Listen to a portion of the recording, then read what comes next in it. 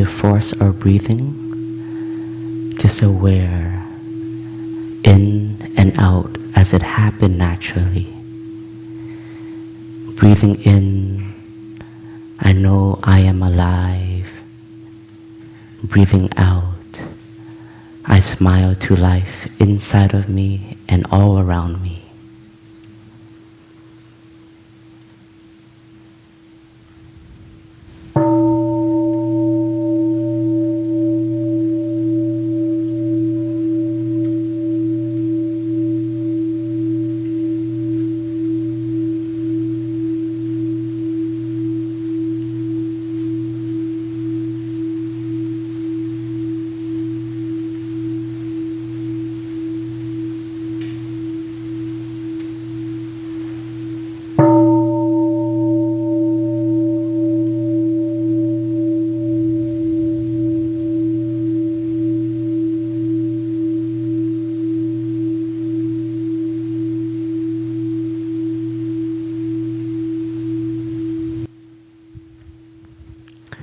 Dear respected Thai, dear noble community, good morning. Today is August the 13th in the year 2018, and we are in our wake-up retreat in the Upper Hamlet Dharma Cloud Temple. Today I have the opportunity to share with all of you on the practice of love, the practice of cultivating the energy to love ourselves, as well as to have the love to offer to the ones around us, as well as to our whole environment and our whole world. In the practice of meditation, we see that our own personal life, our own happiness and our own joy is very much connected to the ones all around us. We didn't manifest from nothing. We have manifested from the many conditions that have come together to bring about this miracle. When we look deeply within ourselves, we can see that our father and our mother are very present. Thanks to them, we have manifested. And thanks to them, we have been able to have the chance to touch love, the love of a mother, the love of the father. And thanks to life, we have met many teachers on this path and many friends who support us in life, who also guide and help us in being able to connect with the love within, or to connect and receive the love that is being offered to us. And when you can connect with love, you notice that this energy is very powerful. It has the capacity to help us grow and to help us learn. But in meditation, in spirituality, we also learn about love. And the love that we teach and we experience and we cultivate here is the love that comes from within. It's easy when we love somebody, we want to offer them something very special. It's to show our appreciation, to show our care. And the market could offer us many things that we can purchase to offer our appreciation. But that object is very impermanent. It has a very short span of excitement and of a feeling of warmth, a feeling of appreciation. But when there's a quality that we can touch within ourselves and that we can offer to the ones around us, which is much deeper And that love is the capacity to understand. When we want to love someone or love ourselves, we have to have the capacity to understand. If we don't understand ourselves, then how can we understand somebody else? So in meditation, we always invite everyone to learn to come within. The journey back home. This home is very alive, it's very precious. But this home, if it's not tended, it's not being cared for, then the home becomes very dry, very empty, and very lonely. And when it is empty, then the love is also empty. And when we are empty within, we tend to seek from without. And we keep seeking, and we keep looking, and then we keep running. And the more we run, the more unhealthy we become internally, our spiritual dimension. We don't see our values anymore. And therefore, there is a tendency to look for love from someone else. In a community like this, when there is a practice, and there is stability within, we can rely and take refuge in that stability, that feeling of safety. And in the community, there is the true practice, and we may be able to connect with the home from the other practitioner. And we should be encouraged by that capacity to come back within our own self, to nourish the stability and the joy from within. When we come home to the present moment, just like how we did with the 3 sound the bell, our mind may be elsewhere, but with just one mindful in-breath, our attention automatically has a refuge. And that refuge is the breathing. Helps land our mind with home to the body. It's very simple, but it's very powerful and very effective. Because life can only be in the present moment. When you look in this present moment, you can touch the past. And when you look in the present moment, you can see the future.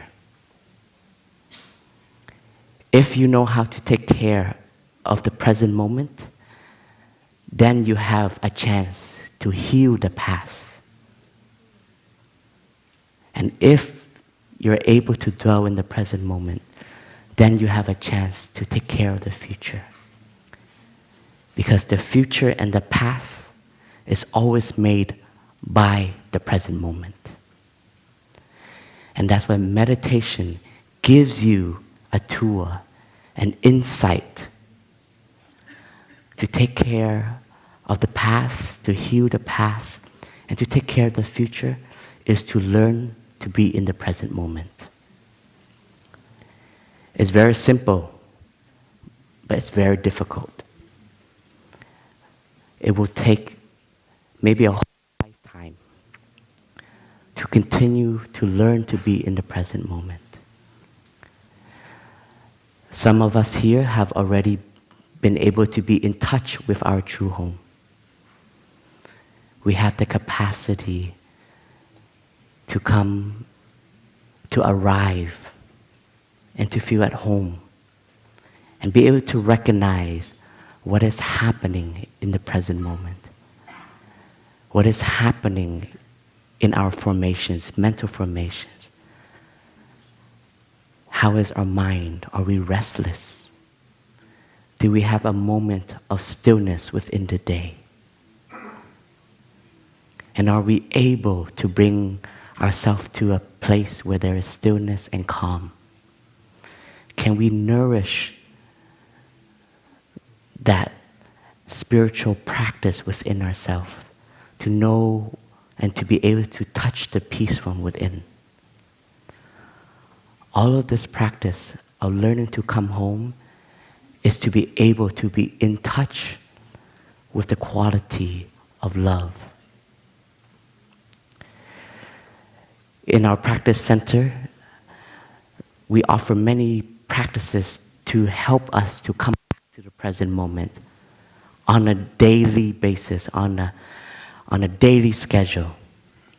And that's why whenever you arrive at a Plum Village Practice Center, and when the bell is invited, and everybody stops, and everybody takes time to breathe in and breathe out mindfully, that is an invitation for you to learn to stop and learn to come back to your true home.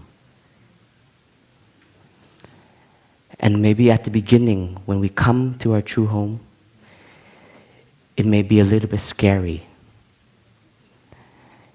And it may feel very empty and maybe a little bit uncomfortable. And we have to get used to coming back and to being present. When you are with someone and when they are truly there, you can really feel their presence. And communication already begins. It's not just by words, but communication is developed through presence. When you know how to be present for somebody, then you start to know how to love. If we are there with our loved ones, our partner, our friends, family, but we don't know how to be there, then our presence is very empty, and their presence is very empty. And the seed of loneliness continues to be wider and wider. And loneliness can lead to continuing to run away, to not have the capacity to recognize and to come back to the present moment, to take care of our true home. As a monk, being in a Vietnamese community, I have learned that in the old days, in our Vietnamese culture, sometimes the husband and the wife, or the partners, they call each other home. And when they address their partner, somebody asks, "Where is your loved one?" And they say, "Oh, my home is at home." So already in that culture, it's very close to our teaching that our loved ones is our true home. And you who is being loved and who is offering love is a true home for somebody else, a refuge. And when we can recognize and we see this and we have this insight, then we know that we want to offer this coziness, this warmth. Because in a true home, there is a feeling of stability. There's a feeling of presence. And in the presence, when there is peace and there is calm, there is warmth. So let us listen to a sound of bell as we connect with our true home so that we can really nourish our true home by the practice of mindful breathing. Yes, I'm very flexible, huh?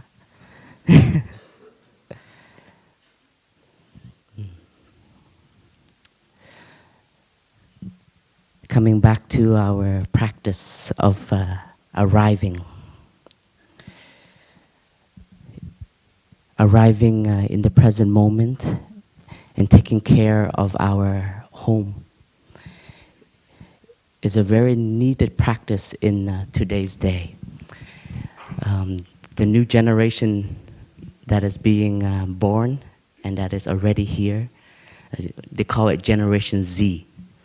I don't know what Z stands for. I hope it means for Zen.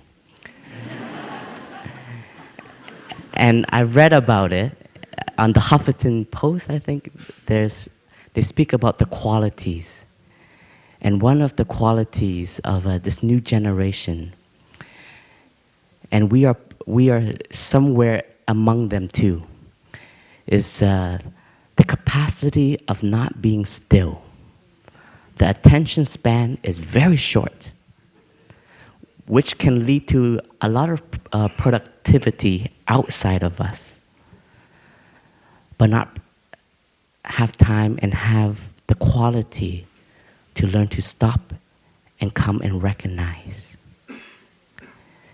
Because we're in a place and time where, as humans, we have evolved so much in the realm of technology.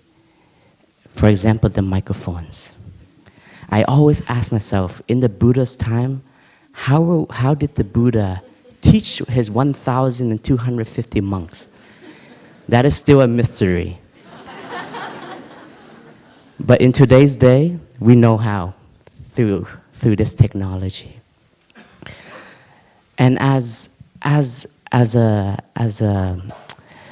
our generation, we see the productivity, but at the same time, we see the quality of suffering and loneliness is much higher. Children and teenagers are more stressed than ever. The level of competition and the level and the idea of success is so strong. The idea as an individual, to be successful as an individual, is very powerful. And what we in Plum Village are learning to cultivate and trying to build is once again the collective energy of connection, support, and healing. We need a lot of healing. Had you ever recognized there's a suffering that you have from within and you don't know where it comes from? I say, I'm still young. I'm quite happy. But why from time to time I have this suffering that manifests and we don't know where it comes from? And what we have learned in the practice is that we are a stream of continuation. We are a continuation from our ancestors. When we are brought into this life, manifested, all of the hopes and dreams of our ancestors has also been transmitted to us. Their love, their joy, their understanding, their knowledge of the past is transmitted to us. But at the same time, their difficulties, their suffering is also transmitted to us. And as we continue to live, we have children, or we connect, we transmit, we are also transmitting our joy, our hope, our practice, and also our suffering. And if we don't know how to take care of our home, we don't know how to take care of our suffering and our love, then that suffering will continue to be passed on from generations to generations. So if you are practicing, if you are here today, please know you have a chance to stop and to recognize your suffering and to have a time to understand it. That is the first truth the Buddha teaches. The truth of suffering. You have to be able to recognize your suffering. Because once you recognize your suffering, then you start to see and you start to understand where it comes from. And once you know where it comes from, you see the source of it, then you know how to cut off that nutriment. What is nourishing your suffering? We have to be able to identify that. And sadly enough, in the market, they don't want us to see our suffering.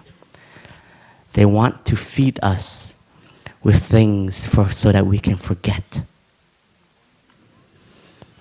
We want to keep ourselves entertained. We want to continue to consume in order to fill the void of emptiness.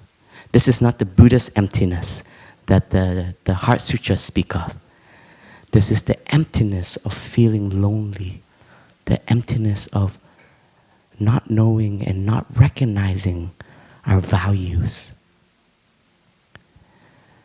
So therefore, the first practice of the in-breath and out-breath in our practice has the capacity to arrive and to stop. And once you are in the present moment and you recognize your suffering, you have the chance to transform it.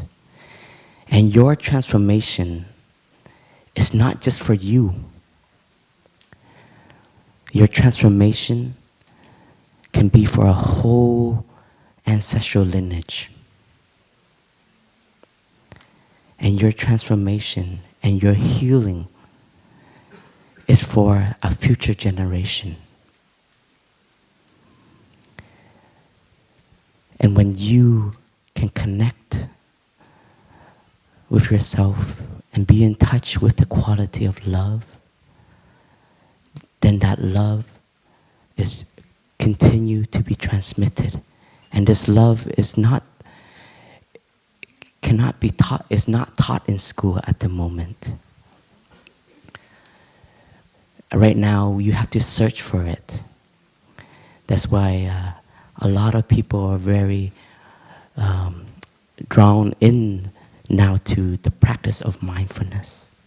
Because mindfulness has the capacity to bring us inwards.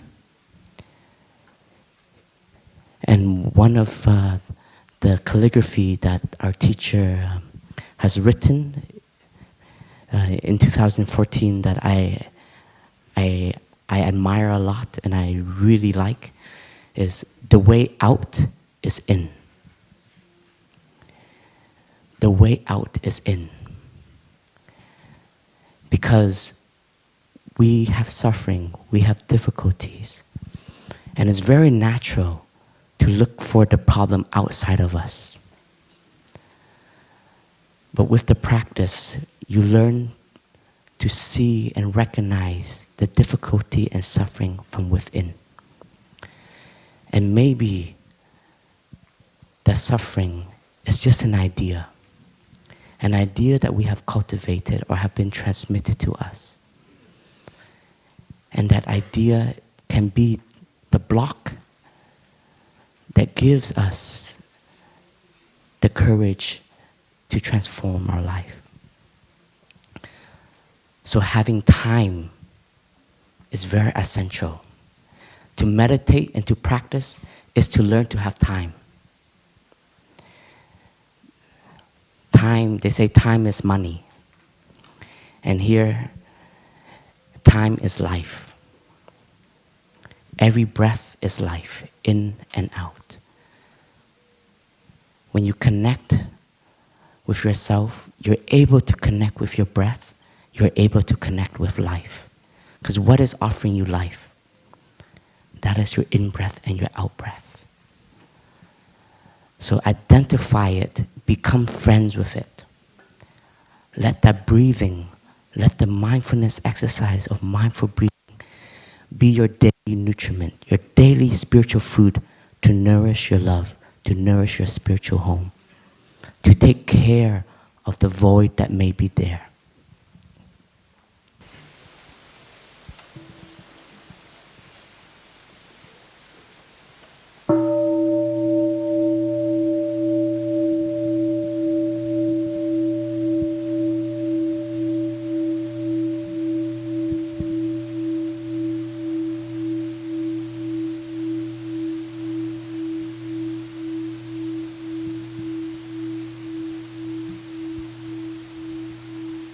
I have learned from my teacher that there is three aspects of intimacy.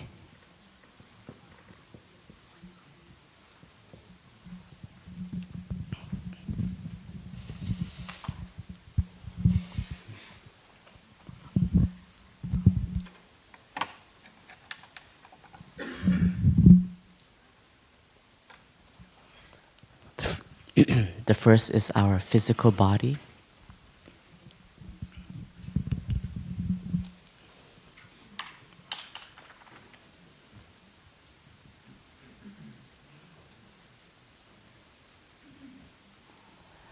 The second is our emotional.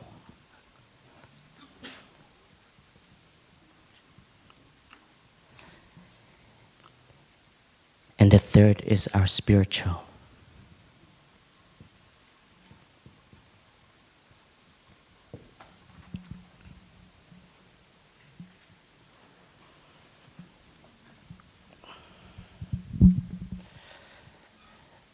Physical and emotion goes together.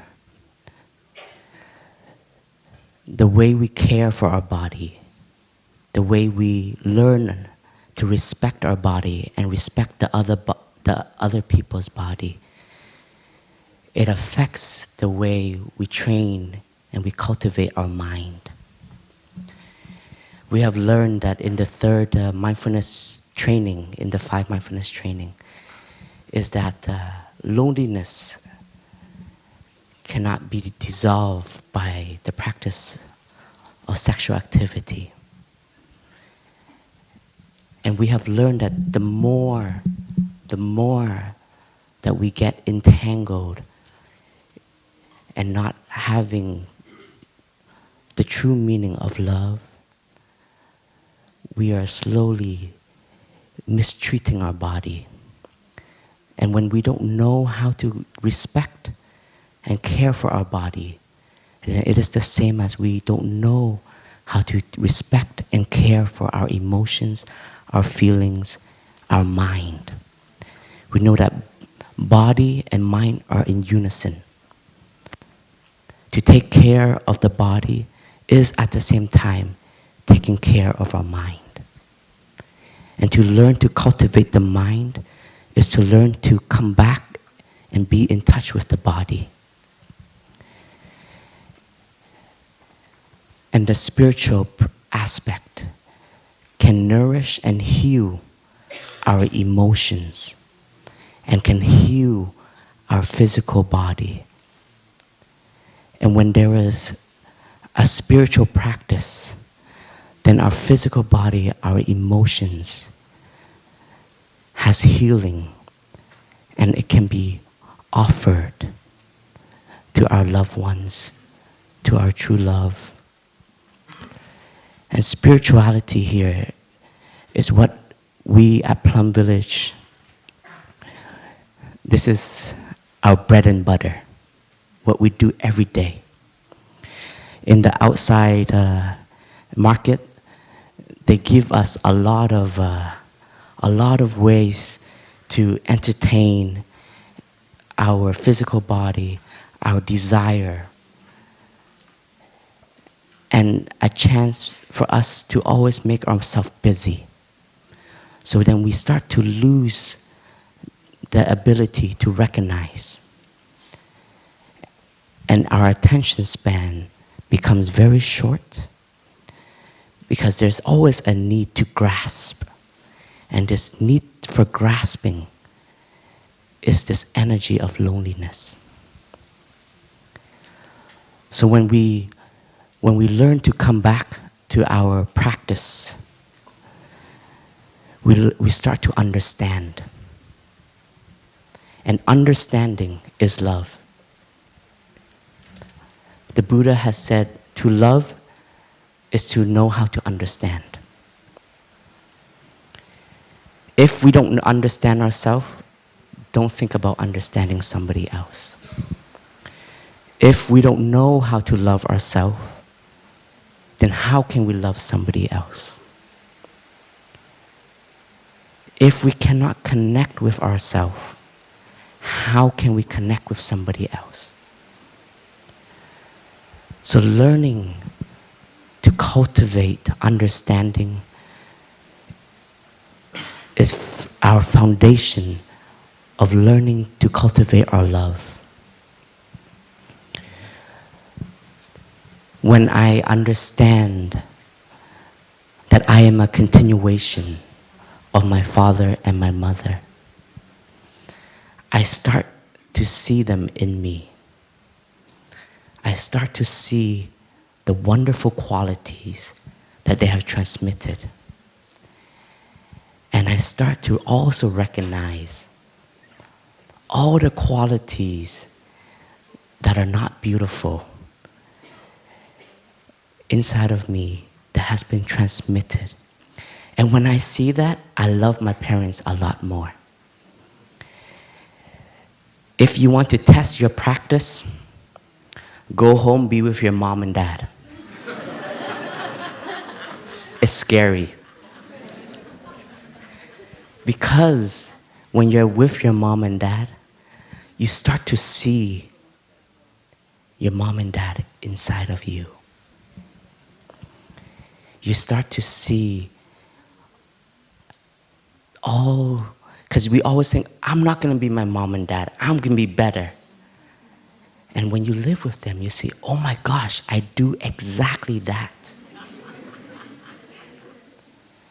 I am exactly like that. I say exactly the same things that my mother says to me, but I do it with the more modern language. This is awareness. And when you start to recognize that, you start to see yourself in your parents and your parents inside of you, acceptance is manifested. And acceptance gives you the space and the time to be with and to transform and to heal.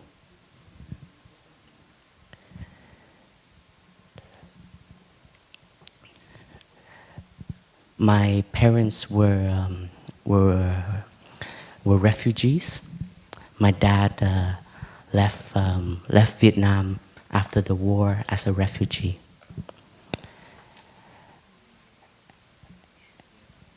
And I can say that they have sacrificed their whole life so that me and my sister can have a better opportunity in the West. And I can see that throughout our upbringing, they always invite and ask us to do things, to look for careers that maybe not in the best of our own interests. And it's a little bit pushy.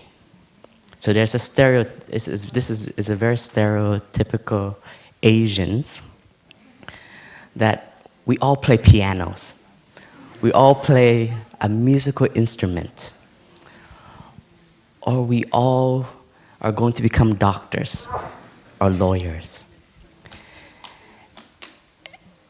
And I had to recognize this. I had to see why in my upbringing that I was always pushed to do something that maybe is not in my best interest.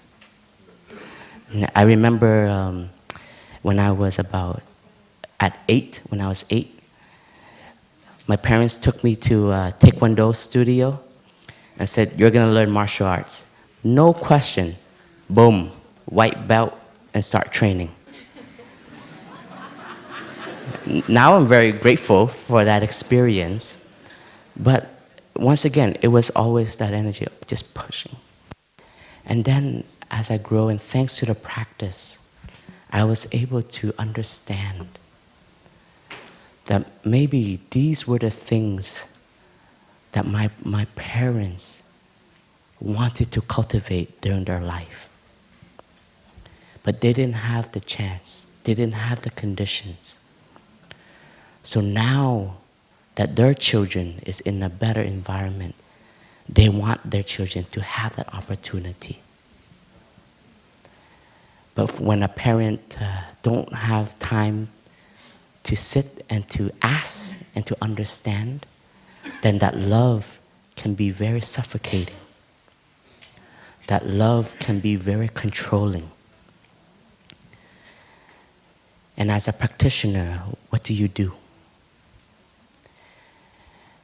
You don't push the love away. You learn to receive and you learn to understand where that their love is coming from. You understand where their intention is coming from. And once you can understand, then you can start to open a communication, a conversation. And therefore, our emotional side needs to be communicated skillfully and mindfully. If we are not able to recognize ourselves, then we don't know how to open up and receive love. Sometimes love is all around us, but we don't know how to receive. We don't have the courage to let love in. And this is especially when we are suffering. When we are suffering, the whole world is our suffering. And we're not able to connect to the love all around us. And therefore, we think we are alone and we cut ourselves off. So therefore, when you learn to come back to the present moment, the first is learn to connect with yourself. The second, connect with the environment, connect with nature. Connect with Mother Earth, the love that Mother Earth is offering for us. And connect with the ones around you who are your support. To receive love is also an art. Because when you learn to open up, you have to learn to let go. Because you are suffering, you have an idea, you have a perception. I am like this because I suffer like this. And you identify with that suffering. And that suffering can be very addictive. Maybe we have suffered so much that now we don't want to let go of that suffering. Because if we let go of that suffering, then who do we identify with? What do we identify with? So learning to let go is also the practice of learning to love ourselves. There was a time when I was, as a monk, we go also through our ups and downs. We lose hope, we lose faith. and we meet a brick wall. And then you come to a place where you ask yourself, why am I a monk? What am I doing?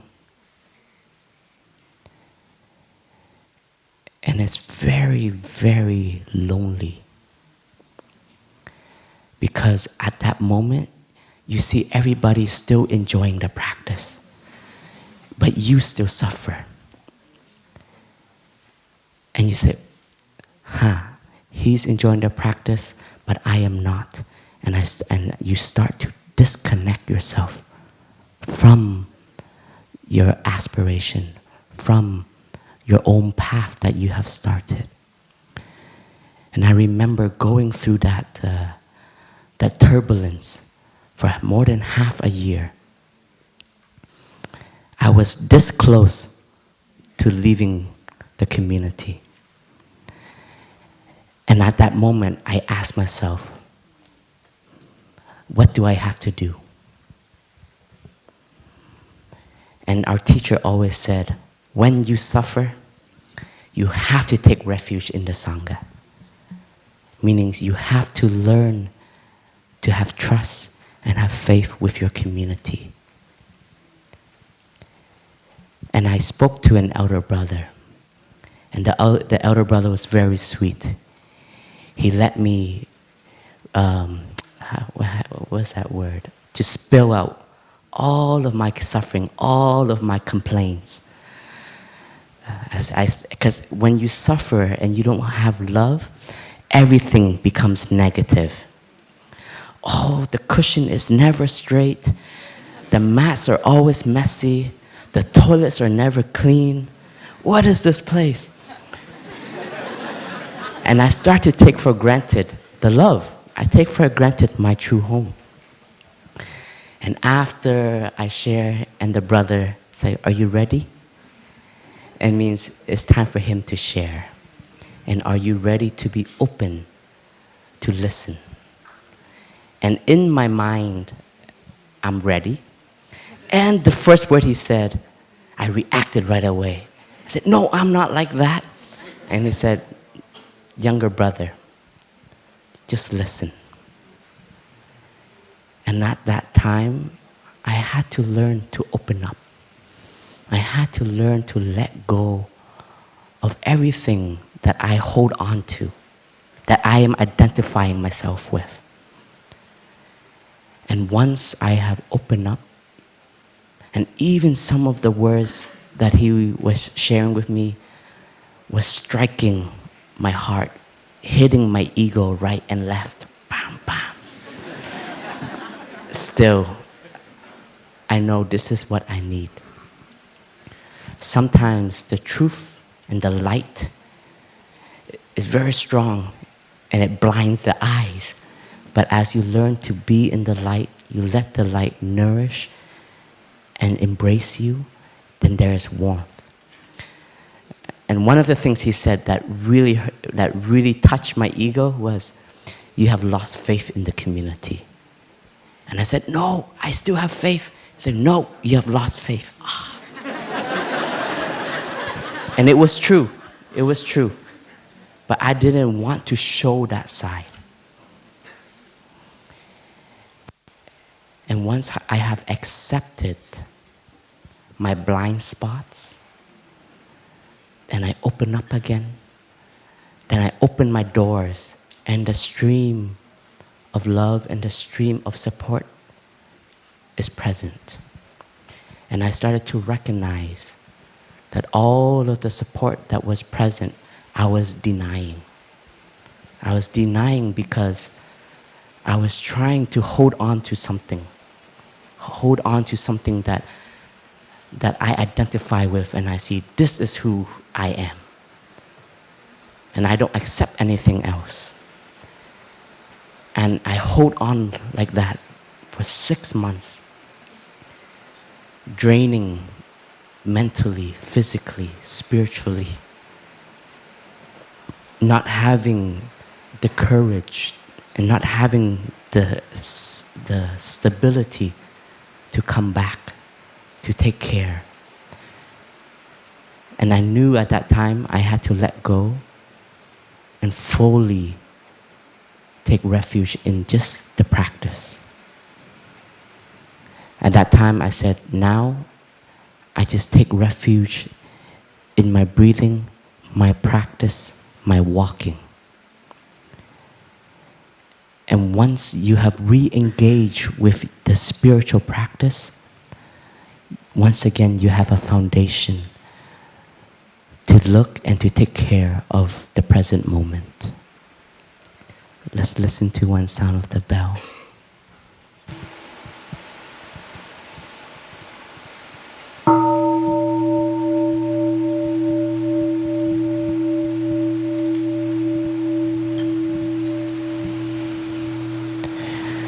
Breathing in, I enjoy the rain. Breathing out, how fresh it is. In, rain, out, fresh. And in the practice of true love, there's another quality that we have to connect with. And that is the quality of respect. We have to learn to respect ourselves. And we have to learn to respect our loved ones. Either it's our partner, our parents, our friends. Respect is very powerful. And it is very encouraging. Because once you learn to respect yourself, you learn to value yourself. You start to identify and know who you are. And at the same time, you identify and know who your loved one is.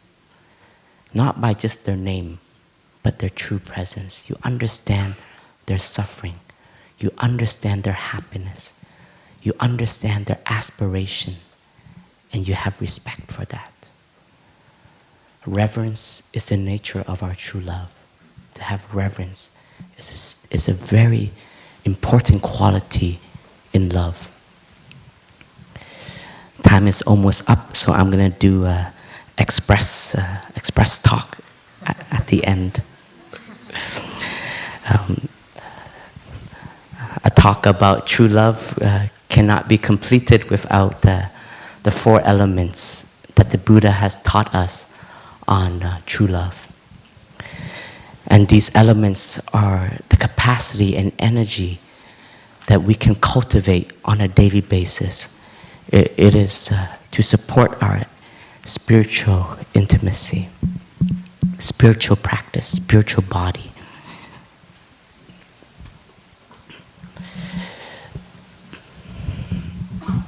The first element is called Maitri.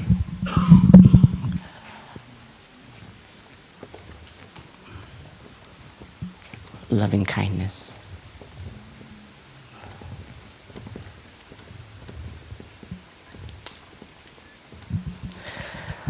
Loving kindness, Maitri. When we love somebody, we have to be able to offer them space. Our love can be very warm, just like the sunshine. In the early morning, when it touches the flowers, it gives the flower the warmth and the energy to bloom. If you love somebody, you can offer them that light and that support for them to bloom as a human being, to have the chance to connect to the freshness. A loving relationship has to have the quality of openness. We have to have time and we have to have courage to understand each other. We have to have time to discover what is their aspiration, what is your aspiration. Because if you don't understand that, then how can you support them? And we have to have time to understand what they go through. So learning to love is learning history. learning to be with somebody and to embrace their whole history and to support them. Loving kindness. The second practice of element of true love is Karuna, compassion.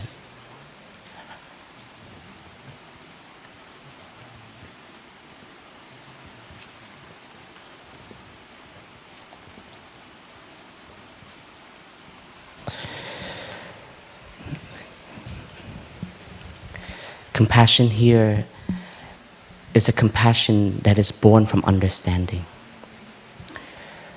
When you have love, you have to have compassion accompanies it. Because compassion is the ability to understand. When you understand suffering, somebody's suffering, your own suffering, compassion manifests. If you do not understand somebody, it is very difficult to have compassion for them.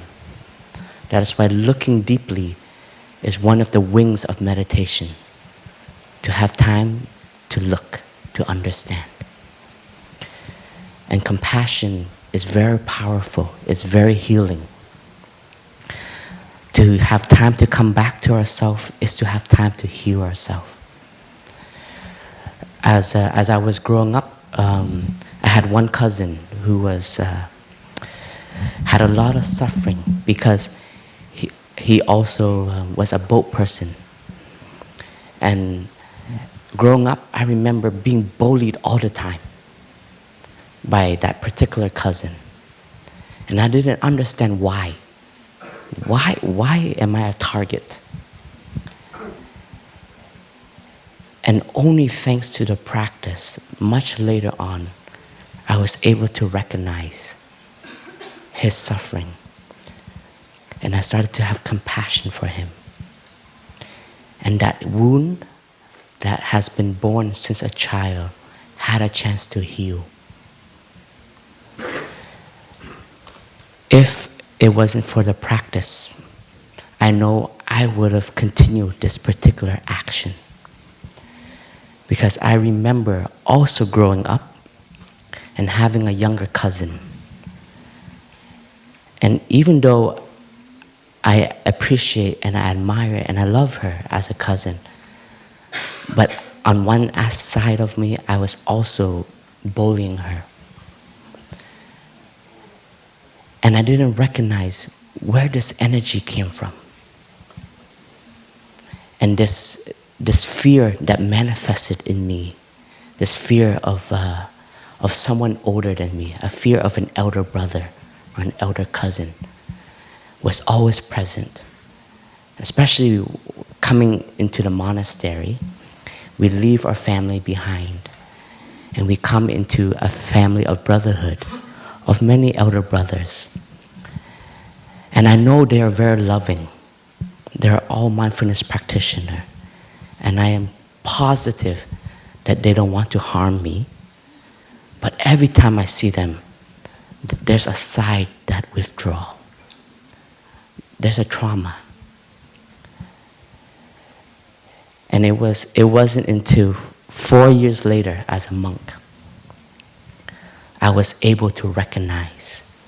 And I had enough strength to call out the suffering and to look at the suffering and to deal with the suffering. And at that time of recognizing and seeing, it's because my cousin didn't have the opportunity to learn the practice, didn't know how to take care of his emotional side, didn't know how to take care of his suffering. Therefore, he had needed a place to, what's that word? To vent or to express it, and it became very violent. And at that moment that I recognized that, it was so liberating. Because at that moment, I had compassion for him. I didn't judge him anymore. I didn't hate him anymore. But I understood why he suffered. And I understood why he behaved that way. And that healing was done inside of me. And that healing was able to mend my relationship with my cousin again. And much later on, to my younger cousin, I was able to call and say sorry. And I remember she said, "Why are you saying sorry? I haven't seen you in years because you're a monk." And I said, for all those times that during our childhood that I was bullying you. And even though she said, oh, that's nothing. Oh, you don't have to worry. That's our childhood.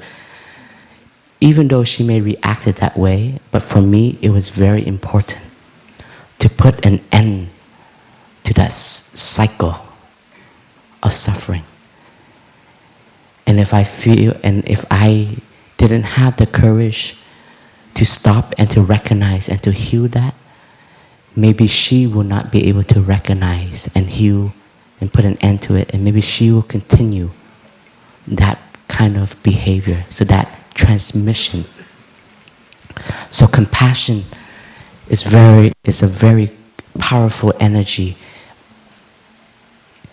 as we learn to cultivate our true love. Just two more. The third one is upeksha, joy. Oh no, not upeksha. Mudita.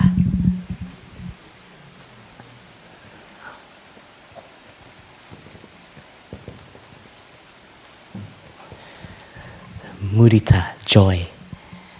We have to be able to cultivate joy in our relationship, joy in our love, in our life. When there's joy, it is like the fresh rain that comes and keep everything fresh. The green grass, the trees, the bamboo. And in our love, if our joy starts to die out, then our love will begin to die out. So love is very organic. It needs food. If we don't know how to take care of our love, then our love will die out, just like our suffering. If we continue to feed our love, our joy, then our love, our joy becomes more powerful, more strong every day. And the last element of true love is upeksha, equanimity.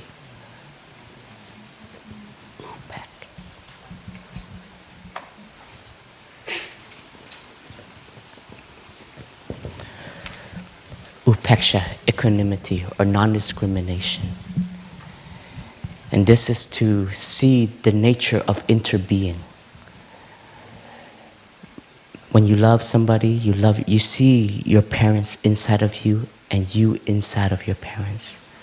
And when you love somebody, your love becomes their love. Their happiness becomes your happiness. Their suffering is your suffering. There is a very deep link, and there is no space to discriminate. Say, oh, that's your suffering, you have to deal with it, don't bother me. In true love, there is a space to heal and to embrace and to take care of. So upeksha is a very important quality that we have to nourish in our daily life, to see the connection and to build the relationship.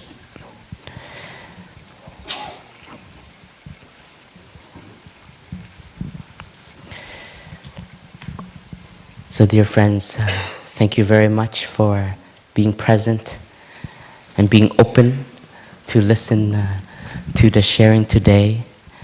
And hopefully that we can have time to nourish our true home, our true love, so that these four elements of true love have a space to manifest and have a strength within our life to nourish and heal our well-being, to take care of our presence, take care of our loneliness, take care of our suffering, and to build our happiness and our joy.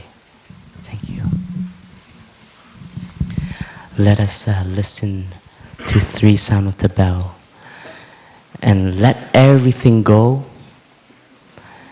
It is like the rain, and now let it penetrate into the soil of your consciousness and just come back to your in-breath and out-breath.